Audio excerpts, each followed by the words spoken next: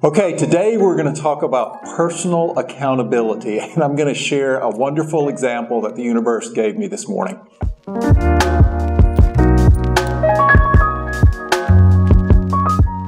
So until a few minutes ago, I actually had a full beard. So I'm getting ready to start the day, and I decide to get ready to shoot the video. I do a little personal grooming, trim the beard up.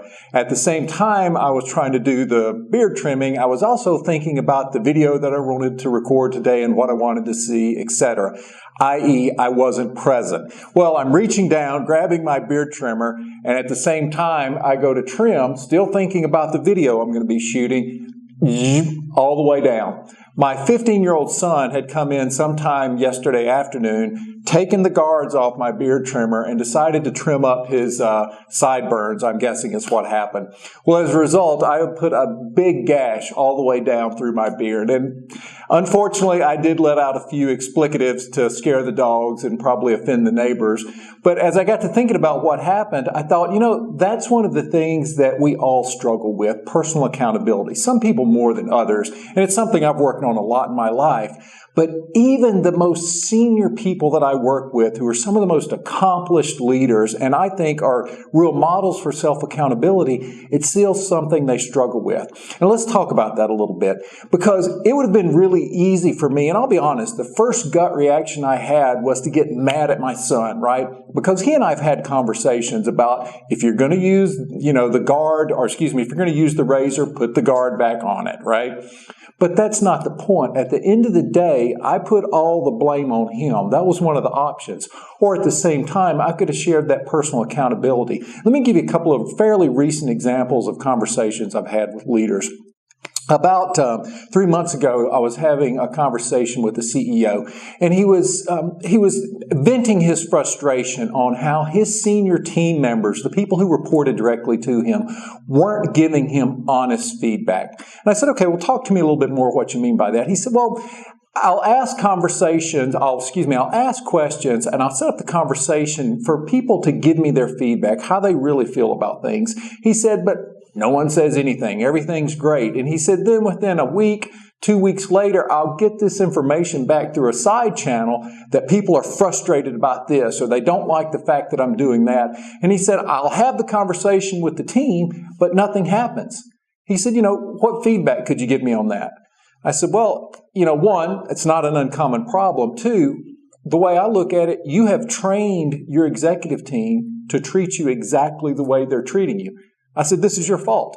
He kind of took a little bit of an affront. I said, well, what do you mean? I've given them the chance. I said, yeah, you've had the conversation with them.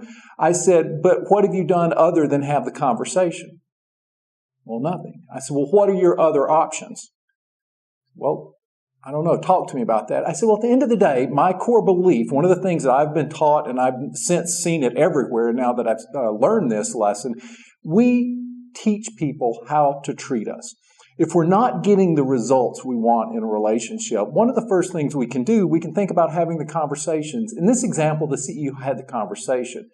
What he could have done beyond that is think about, okay, if I'm wanting a certain behavior from these people, how could I then think in terms of systems and structures or tools to help make it easy for them to do what I want them to do, make it more difficult for them to do what I don't want them to do? So, for example, he could have put up introduced a process where everyone's got to come around in a meeting and talk about one thing that's still not right with the interactions. Or he could have set it up, I've seen this with other leaders I've worked with, where once a month or once a quarter, everyone's got to come in and have a meeting with, this case it was the president, and you've got to present me with one thing I'm doing well on, two things that I need to get better on. And if you notice, the numbers are swapped, right? Because usually it's, hey, give me two things that are positive, one thing is negative. This guy said, no, I want to focus and I want to impart the lesson on people. I want two things I need to be better at in order to serve them in the organization. And then tell me one thing that I'm doing well on.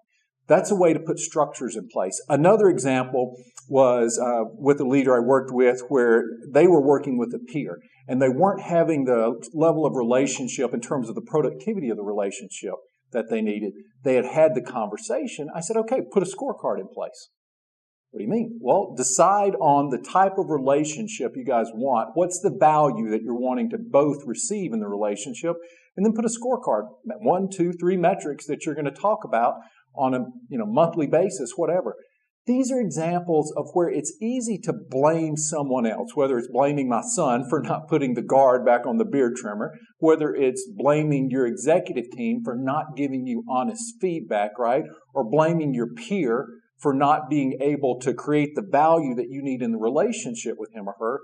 Or you can take that a step further and say, okay, what are missing conversations that I may need to have with these people to really make sure they understand what I need and expect from them, and in turn, what they need and expect from me?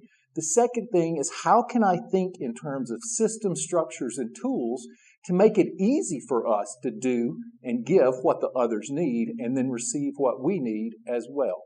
So here's what I'd like you to do. Think about your own life, personal and professional. Think about those opportunities to increase your own personal accountability in your relationships, to be able to get what you want. Are there any missing conversations out there that you need to have with people to set expectations?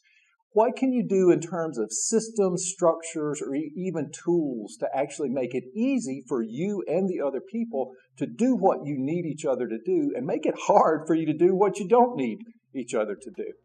Anyway, thanks for taking the time to visit and listening to my personal example on this, and I look forward to seeing you again soon. Take care.